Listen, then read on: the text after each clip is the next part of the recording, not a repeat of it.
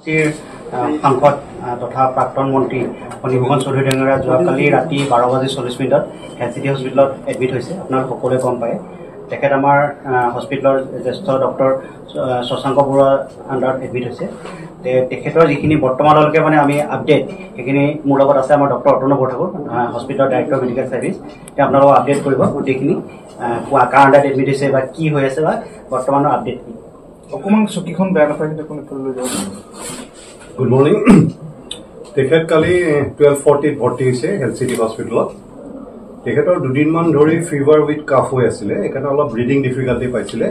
তাৰপিছত ৰাতি তাৰে এখন বঙাইগাঁও লোকেল হস্পিটেলত ভৰ্তি হৈ আছিলে আৰু তাৰ পৰা তেখেত 12:40 আমাৰ হস্পিটেলত ভৰ্তি হৈছে।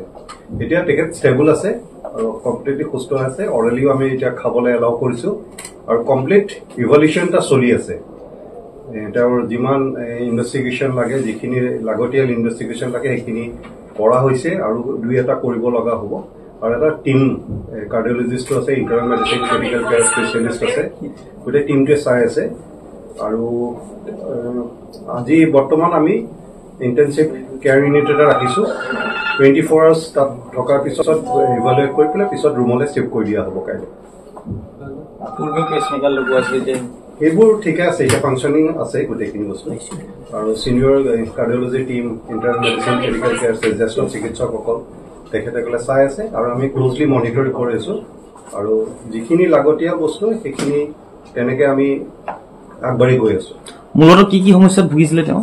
মেইনলি তেওঁৰ ফিভাৰ উইথ কাফ হৈ আছিলে। কাফটো বেছি, এতিয়া ঠাণ্ডা দিন আহিছে, কাফটো হৈ থকাৰ কাৰণে উশাহ নিশাহ লোৱাত অলপ কষ্ট পাইছে। আৰু সেইখিনি এতিয়া যথেষ্ট ৰিলিফ। কালি তাৰ পৰা অহাৰ পিছত আজি ৰাতিপুৱা আমি এতিয়া বৰ্তমান চাই অহাৰ পিছত এতিয়া ৰিলিফ পাইছে আৰু দুই এটা ইনভেষ্টিগেশ্যন কৰিবলৈ বাকী আছে। অলপ পিছত তেওঁ সুস্থ হ'লে সেইখিনি বস্তু আমি কৰাই এটা কমপ্লিট ইভলিউশ্যন এটা লাগিব।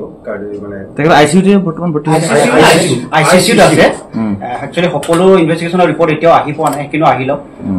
আমাৰ গোটেইখিনি টিমে চাই আছে আৰু পৰৱৰ্তী সময়ত লাগিলে আমি আপোনালোকৰ পৰৱৰ্তী সময়ত আৰু যি আপডেট আহে আমি গোটেইখিনি জনাম। কনচিয়াছ অৰিয়েণ্টেড অৰেলিও আমি এলাউ কৰিছোঁ আৰু ইভেলুৱেট কৰি থকা হৈছে কমপ্লিট। ৰাইজে আমাক প্ৰশ্ন সুধি আছে যে তেখেত সংকট মুক্ত হৈ হ'ব বুলি আমি ক'ব পাৰোঁ নে? এতিয়া ধৰক একদম ষ্টেবল আছে। আমি প্ৰায়ৰিটি 1, প্ৰায়ৰিটি 2, প্ৰায়ৰিটি 3 এনেকে আমি কেটেগৰী ৰাখোঁ। তেওঁ এতিয়া কালি যিটো অৱস্থাত আছিলে প্ৰায়ৰিটি 2 মানত আছিলে, এতিয়া বৰ্তমান প্ৰায়ৰিটি 2 মানতে আছে। প্ৰায়ৰিটি 1টো আমি বেছি চিৰিয়াছ এইটো কৰোঁ। এতিয়া প্ৰায়ৰিটি 2 অৱস্থাত আছে, যথেষ্ট মানে এটা টিমৰ আণ্ডাৰত এটা ষ্টেবল কৰিবলৈ আমি অলৰেডি ষ্টেবল হৈছে, অৰেলি খাইছে, কনচিয়াছ অৰিয়েণ্টেড।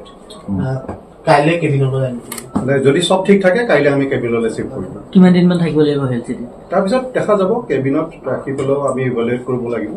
আজি ফাৰ্ষ্ট 24 আৱাৰ্ছ সকলো এটা মেডিকেল ইমাৰ্জেঞ্চিৰ কাৰণে দৰকাৰী আৰু সেইখিনি সময়তে ইভালুৱেট কৰিব লাগে। ৰেষ্ট্ৰিকশ্যন তেনেকৈ নাই, যিখিনি ডায়েট কণ্ট্ৰল সেইটো থাকিব লাগিব, বাকী ৰেষ্ট লাগিব। এতিয়া সুস্থিৰ তেখেতৰ স্বাস্থ্য এতিয়া সুস্থিৰ হৈ আছে আৰু দুই এটা টেষ্ট কৰিব লাগিব আৰু দুই এটা টেষ্টৰ ৰিপৰ্ট আহিবলৈ বাকী আছে। মানে যিটো সমস্যাত তেওঁ ভুগিছে সেইটো মানে ভৱিষ্যতে তেওঁৰ সমস্যা হ'ব পাৰে নেকি? তেনেকুৱা কোনো কথা নাই। মানে ফিভাৰ কাফ সেইটো সকলোৰে থাকে, হৈ আছিলে।